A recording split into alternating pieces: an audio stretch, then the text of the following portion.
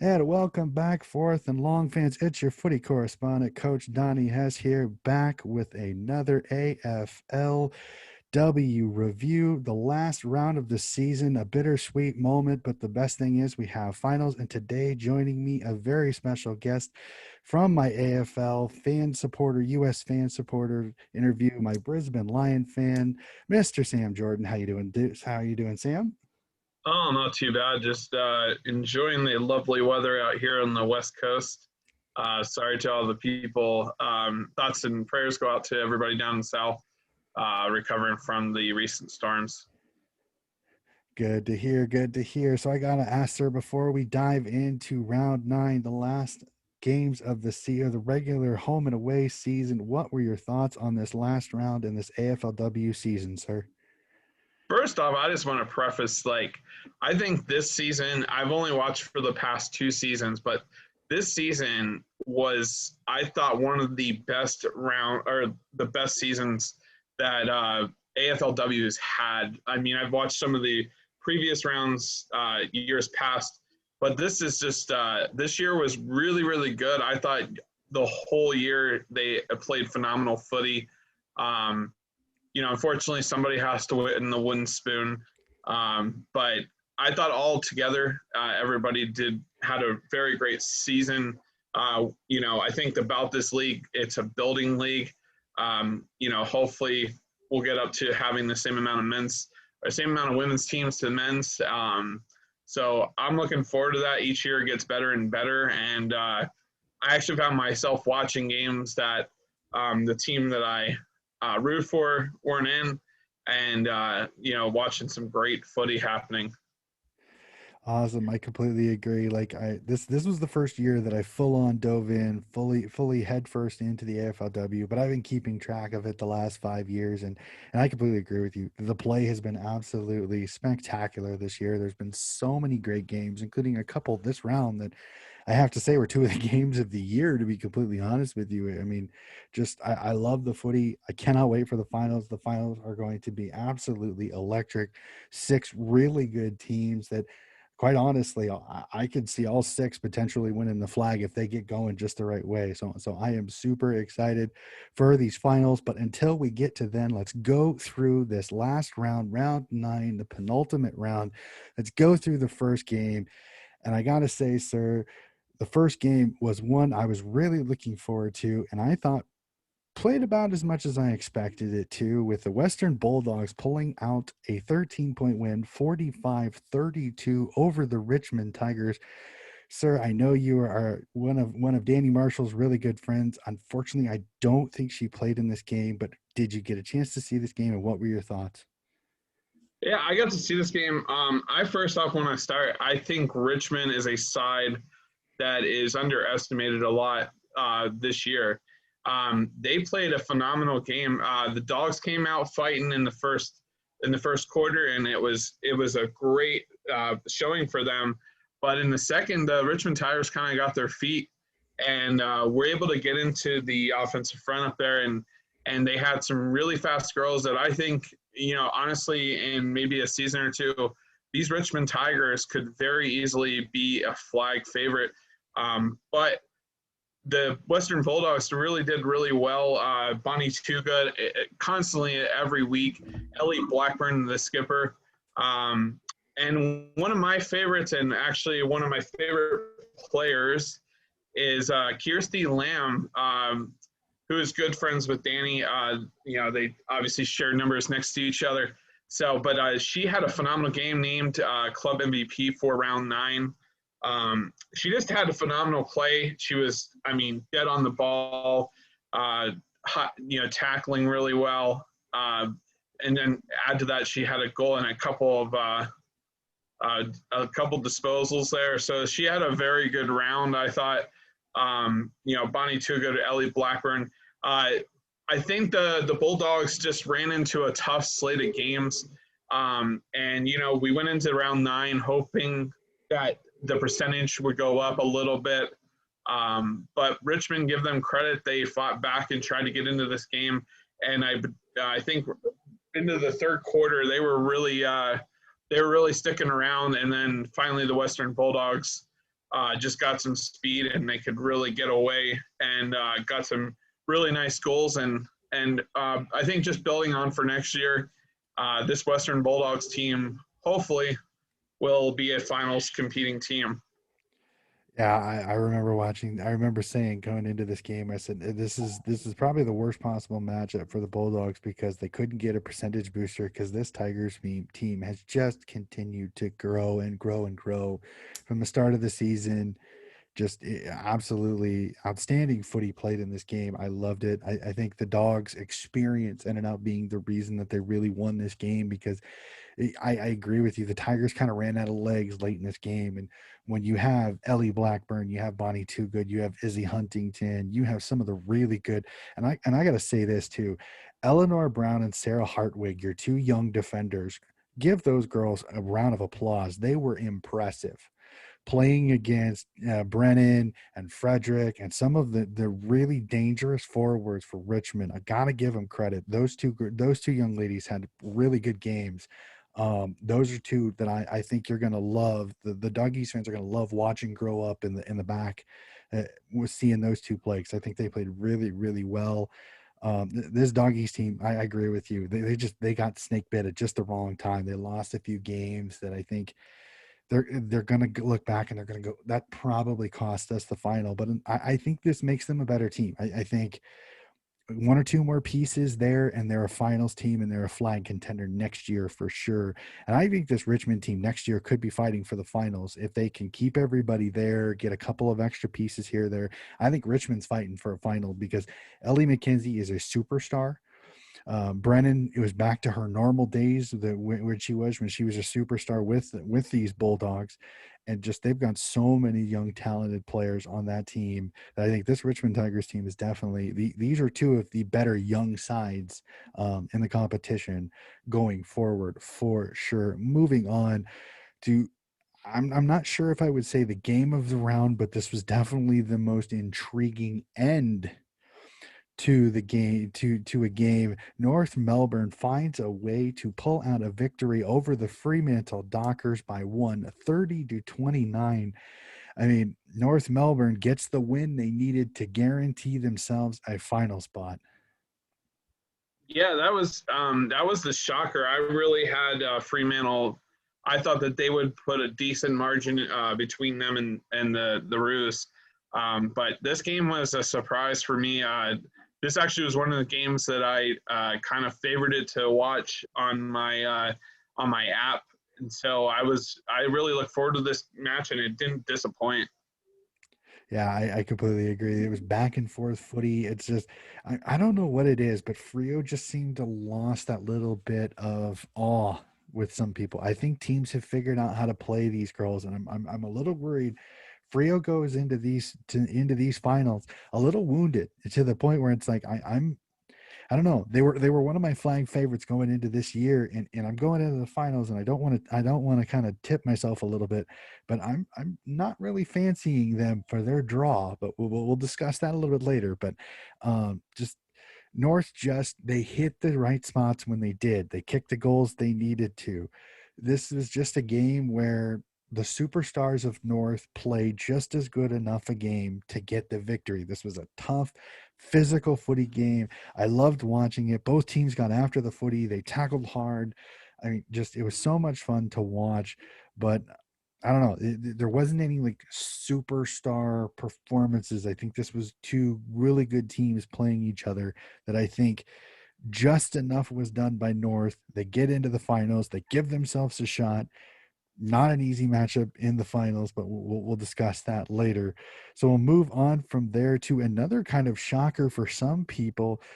Melbourne down at Casey Fields pulls out a 2-point victory over the Brisbane Lions, 38-36. Wow. I mean, this Melbourne team is as hot as any team in the AFLW going into this finals. And they played most of this game without Daisy Pierce. Got to remember that. I think having Daisy in there, probably this game could have been a little bit more extended from Melbourne. I think they would have tipped it a little more their way.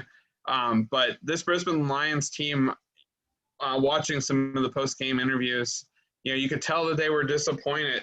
This is a chance that they lost out on to win a minor premiership. Not that it really, you like that feeling of winning that, but to kind of put yourself, at least you secure one of the top two spots. But you have to be really, I think, kicking yourself to get, you could have got that win against North or excuse me, Melbourne. We talked about that in the pregame.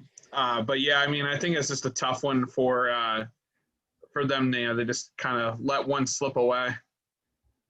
Yeah, for sure. And this is one of those where it's like getting a chance to host all the games up in Brisbane. I think it could be a missed opportunity because Brisbane has played really, really well at home. We will definitely have to see. But this Melbourne team just oh man, they're just absolutely on fire. Yes, they lose Daisy Pierce, but they battle back and they win this game. I mean, this was a game where it's like if you look at the scores, 6-2 to 6-0. I mean, this was an accuracy goal kicking game, which I love seeing because I've seen way too many games where behinds are the reason the team loses, not behinds actually win a team a game. But I don't know if you've listened to a couple of my episodes, but I have to say another great game I need to find out if there is one. I should become a fan carrying member of the Lily Mithen fan club. Lily Mithen is one of my favorite players now. She's a little firecracker. I love watching her play. She had another really good game in the midfield. Eden Zanka is an absolute a young superstar in the making for Melbourne there. Karen Paxman and that beautiful flowing hair that she has there is absolutely amazing to watch her. Just this is a Melbourne team right now that I'm really high on. Like I'm really excited to see how they handle these playoffs, but we'll discuss that a little bit later. We move on to the wooden spoon game. The Gold Coast Suns versus the Geelong Cats in the game that you don't want to lose because you get a trophy for losing. And unfortunately, the Gold Coast Suns fall just a tiny bit short up in Metricon, losing to Geelong 41-24, a 17-point win. The Gold Coast Suns will have the wooden spoon this season. And I got to say, I went into this game worried that the Cats were going to get blown out, but the Cats really came to play in this game, playing for Astrid O'Connor, their ruck who had announced she would be retiring after the year, and they sent her out on a high, getting that final win of the season. Yeah, I didn't get to watch too much of this game. Just a late start, obviously. Mm-hmm. Here in the U.S., we kind of have a disadvantage there. But yeah, I mean, Gold Coast, it was their first year, if I'm not mistaken. I have to think part of it is, kind of shaking off luckily, this was a home game for them, I believe, if I'm not mistaken, up there in Metricon. Yep. But yeah, I mean, I don't think you can this is going to be a growing pain that they may have for a couple more seasons. But, I think it's a cool opportunity that they get to play in Metricon Stadium. That's something that a lot of AFLW teams don't have the benefit of, which hopefully will change, as we get more progressed along. And I think in a couple seasons, hopefully we'll see this become more of a norm playing in the big stadiums.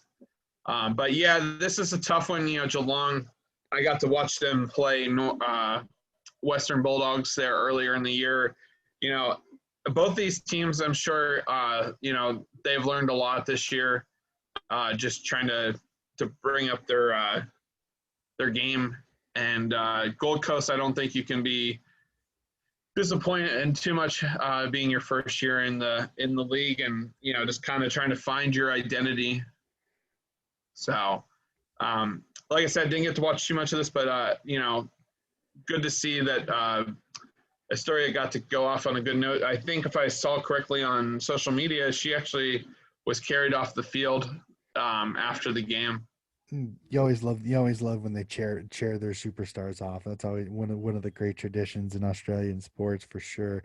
100% agree on that. Yeah, that's one of the coolest things I've seen. Yeah, to have when you're finally done. I mean, the Suns played a really good game. I think this is just a Suns team. It's just so young. They've got so much inexperience.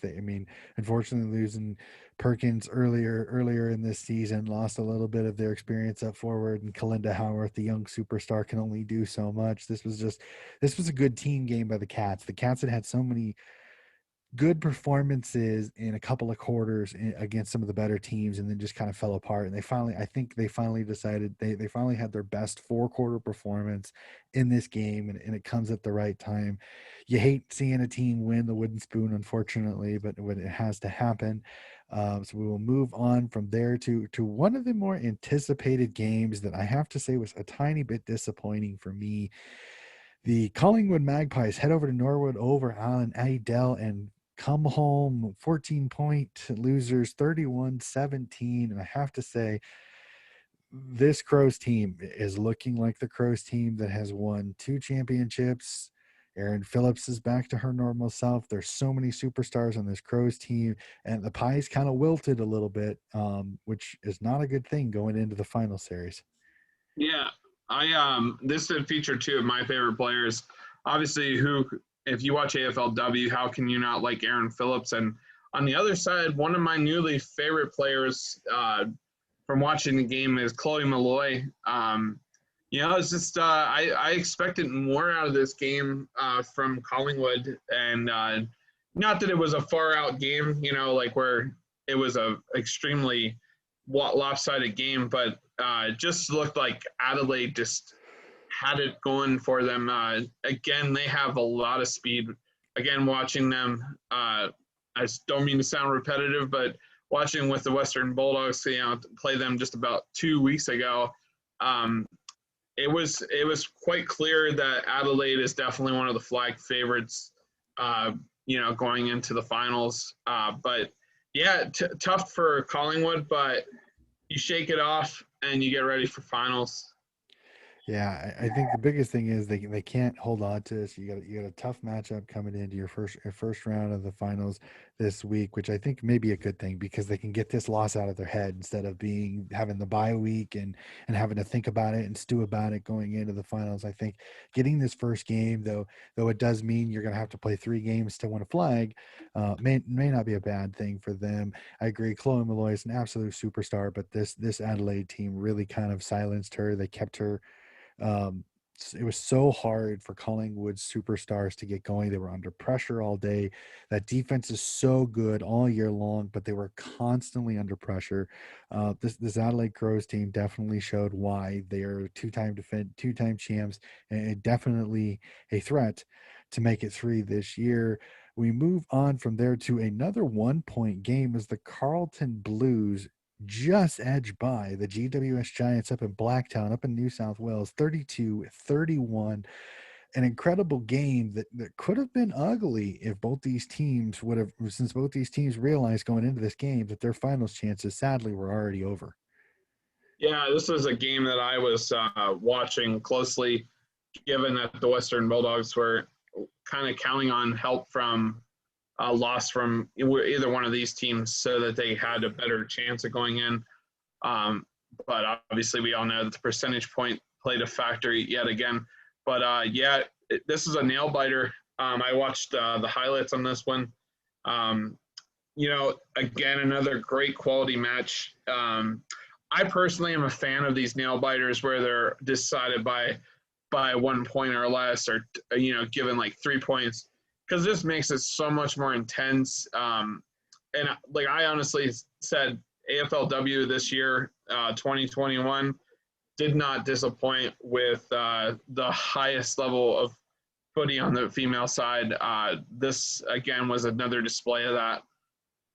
Definitely, for sure. This was an absolutely great game. You had some really good superstar players. Maddie Prasparkas for the Carlton Blues, Elise Parker for the GWS Giants, the ageless wonder Cora Staunton up front for the GWS Giants, and just so many great players in this game. I thoroughly enjoyed watching this. It was a nail biter the entire time. The game was super close, tough physical footy. Absolutely enjoyed this game. So much fun to watch.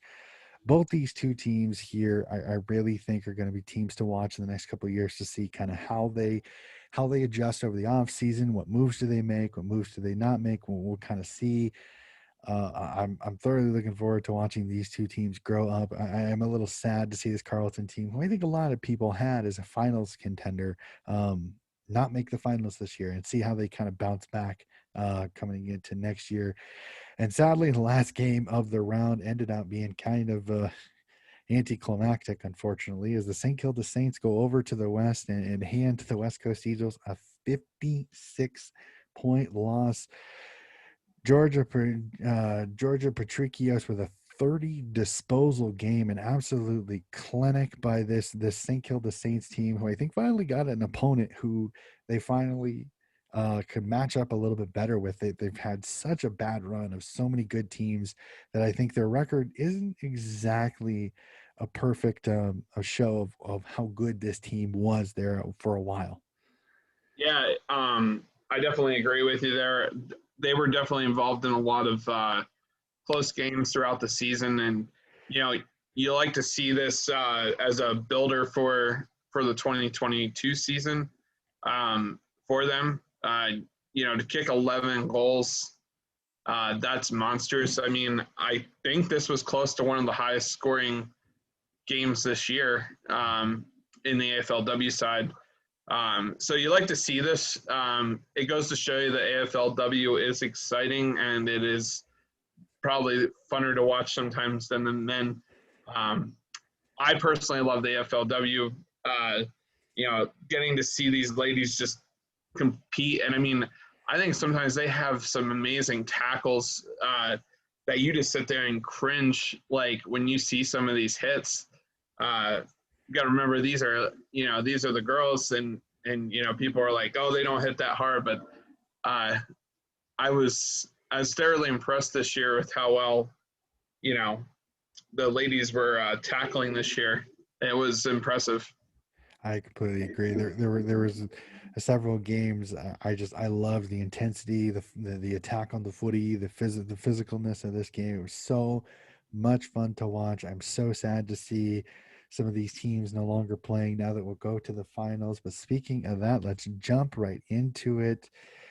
Sir, the season is over. The regular season is over. And I know that one of the things that everybody talks about once the regular season is over is awards season. So I got to know, sir, you've been keeping an eye on this AFLW season. Who do you think is going to be the best and fairest this year? Or who are some of your kind of players of the year, kind of players that really caught your eye while watching games, whether it's on the Bulldogs, since I know you love them. I know you're a Lions supporter too, but give me a few names of some of the players that you're like, you cannot wait to see them play, not only in the finals, but even next year. Well, I'll start with my players to, I guess, in a sense, watch for next year that had really good years this year. I'm just going to start off with the Western Bulldogs because that's my familiarity. I really think Bonnie Toogood. This girl is on fire every week. I feel like you just see her game constantly improving. So I look for her to next year could be an all-Australian year. This year could be too. I mean, she definitely put the statistics up there. Another young player is Eleanor Brown off the Bulldogs. Love her. She had an amazing year. She isn't too stocky, but like she is an impressive player to watch. She has good mindset around the ball.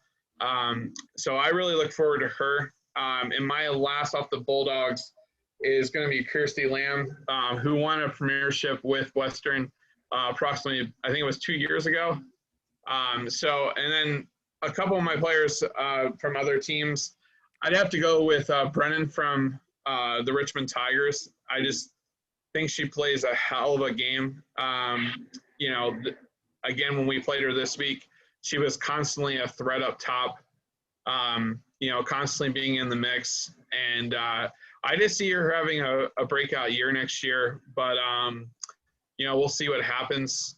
And then I'm going to – obviously, Chloe Molloy, I have to probably say that she would be one of my players to watch for next year. We've talked about Brianna Davey. She's another one. And probably my last ones that I've gotten to see, I'm going to save one for the last, for bestest and fairest, but I think you go with I'm drawing a Hickey from Brisbane. I thought she's had a really good year this year. I believe she also just got a Round 9 Rising Star Award. So I really look for her to be a threat or be involved in the mix next year. I think all these people. I have to close it out with. I'm gonna go with Aaron Phillips for bestest and fairest. I just think that she is consistently showing why she's one of the best players in the game. Interesting. Aaron Phillips is a very, very interesting one. I've heard several different names here, so I will do this too. For me, I'm gonna go more of some younger players, and some players, 2, 3 year players, maybe even a rookie this year. Some players that I'm really looking forward to seeing how they progress next year. For me, I'm gonna let's go to Collingwood. I'm gonna be a little weird here. I'm gonna do at least one from each section of the field: forward, defender, midfield. On the back, Ruby Schleicher, an incredible coming out season this year, one of the most improved defenders in the entire AFLW on a Collingwood team that there for the longest time was one of the best defenses in the entire competition. I hope she has another year just as good next year. I hope she has a good final season this year because she was absolutely amazing. I want to see her continue into the midfield. There's a couple of young players that I thoroughly enjoyed watching. Ellie Mckenzie, the #1 overall draft pick, became a superstar as the year came on. She was so much fun to watch. She was one of the main reasons why Richmond became a better team as the year came on because she came out of her shell. Her and Monique Conti made a dynamic duo in the midfield for the Tigers, and I think they're really going to be good. I think also staying in the midfield, I think another one that I think is going to be a great complementary player for Carlton is Grace Egan. I think Grace Egan had a really good season with Carlton, especially when Maddie Prasparkas kind of didn't have as good a year as normally. A lot of people say Maddie Prasparkas is such a great player, but I think Grace Egan really complemented her in that midfield for Carlton a lot. She was so much fun to watch. Now, going forward, I have to say, for the Bulldogs, Izzy Huntington, I want to see her continue to grow. I think she really excelled up forward. I think she reads the footy really, really well. Should be so much fun to watch. And then I'm going to throw in this one for sure. Tegan Cunningham from the Melbourne Demons. She had kind of a coming out year this year. She did really well. I think she's got to work a little bit more on her marking up above her head, but I think she's going to be fun to watch as a big forward up for the Melbourne Demons for sure. And then I'm going to throw this in there because, like I said, I want to be a member of her fan club, Miss Lily Mithen. I love watching her play. I think she's going to have another good year next year for sure. Absolutely. I cannot wait for that.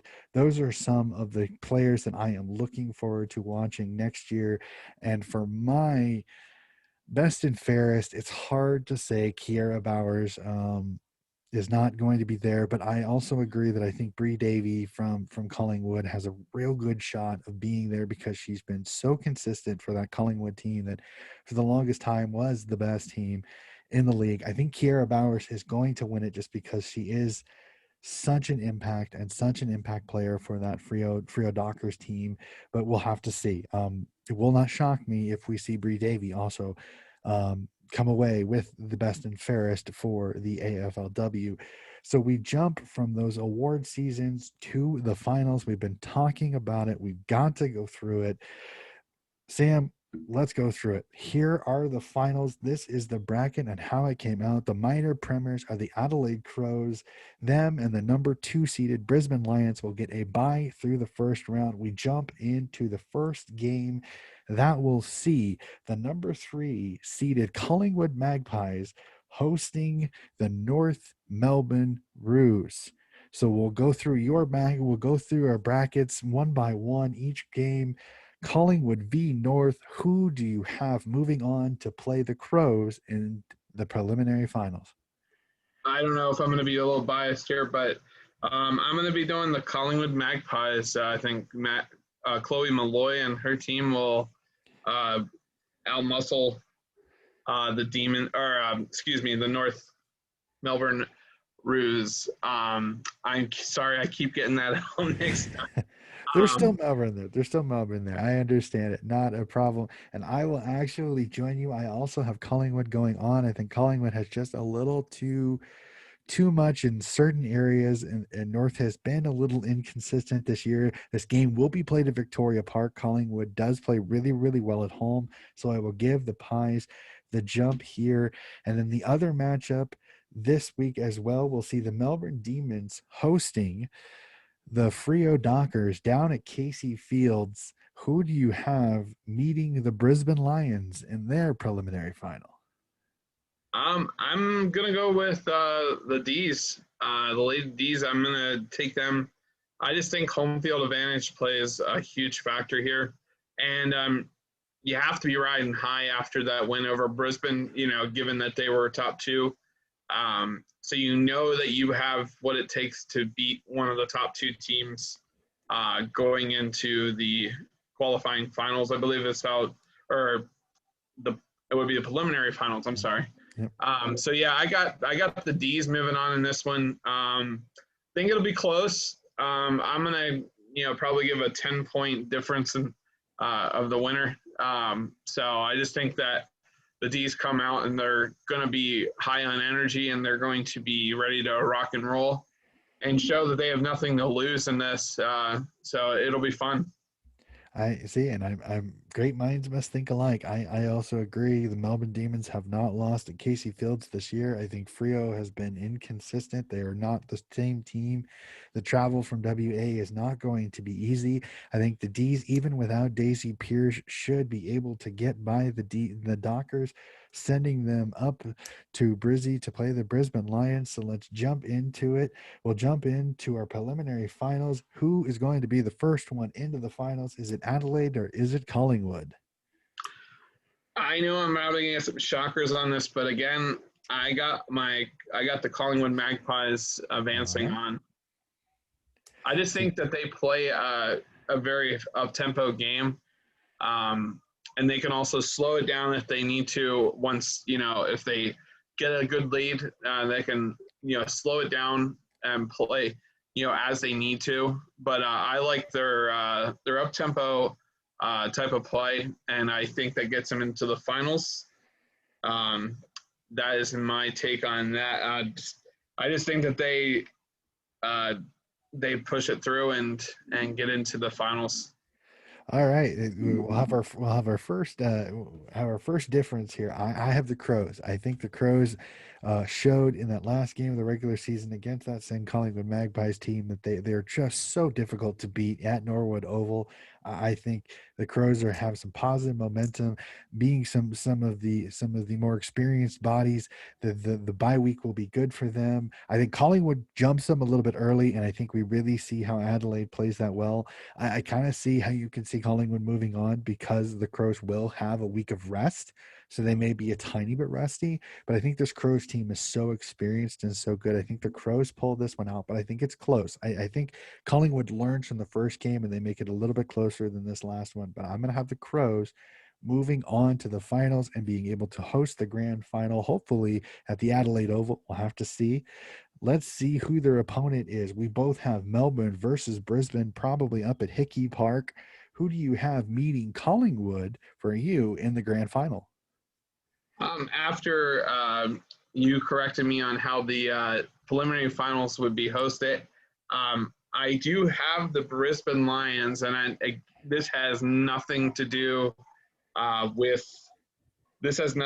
with my allegiance to the Lions in the AFL side, but I just think that Brisbane has played well all year, and a chance, if my predictions go the way of, it would be that they would be hosting the finals there in Queensland. So, yeah, I'd have to say I'm going to go with Brisbane. I just think that they've played a little bit better, and I just like their chances. The D's will have a good run, I think, but I think experience and also just the way that Brisbane's played all year, it gives them a chance to have the chance to host the AFLW Grand Final as well as hosting the GABA got to host the AFL's grand final. So that is my pick. I see the Lions prevailing. Okie dokie, and we will agree to disagree on this one. I have Melbourne winning. I think Melbourne has shown they can travel. They went out to WA. They won a tough game. I think they've already beaten Brisbane earlier this season. I think Melbourne is they're just the hottest team.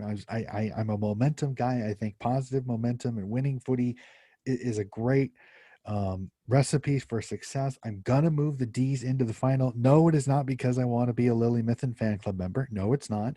I'm a little bit deeper than that. I just think where Melbourne is the strongest is where Brizzy is the weakest. I don't think Brisbane has the greatest midfield in the world. I think they have really good forwards, but their forwards need supply. And I think Melbourne was able to keep them from getting supply when they played each other. So I'm going to have Melbourne into the final. So we will go to your grand final. Who are you going to have winning the flag between Collingwood and Brisbane, most likely at the GABA if available?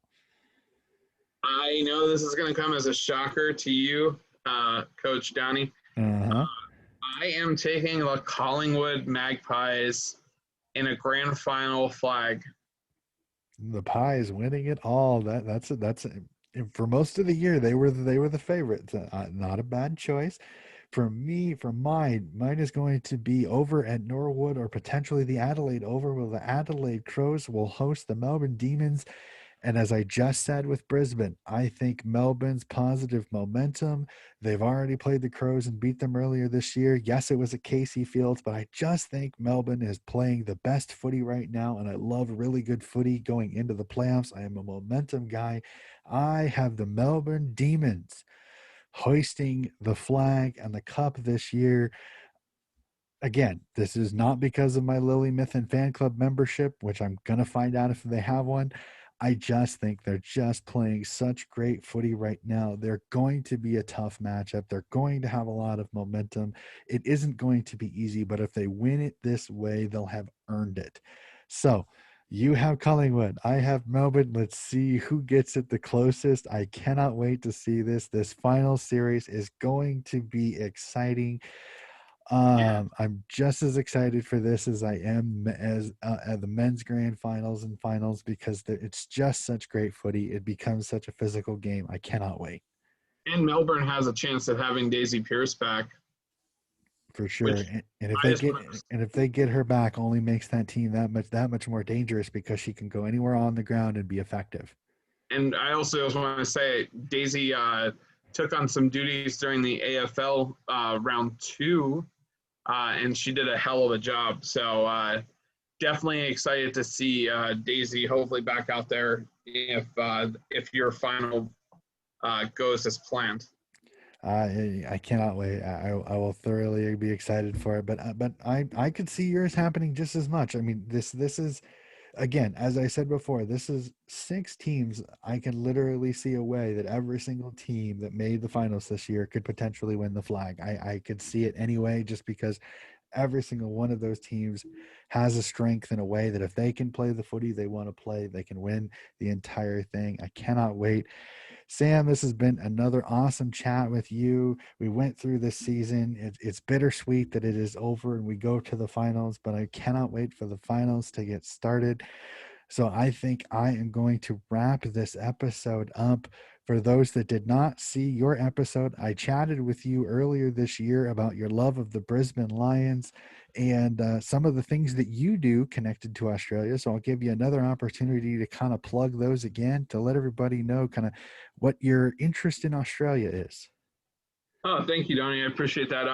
So back in 2019, very close to the pandemic striking, I thought I would start up a travel blog named Travel Reel, and slowly I've developed this brand. We're getting more and more into doing different things. Currently, we're trying to do Zoom interviews with people from Australia, different entities in terms of zoos. We have some lined up with like the MCG, with the GABA, with the footy grounds there. So that's exciting. we will, once we can get back into the country, we do have a lot lined up and a lot of content just waiting to get going there. But yeah, we're excited. I started Travel to kind of just share my love and passion of Australia. I've been given the blessed opportunity to work for a major U.S. airline, and I've taken advantage of that. And one place I've always wanted to visit, and I got to go my first time at the end of 2018.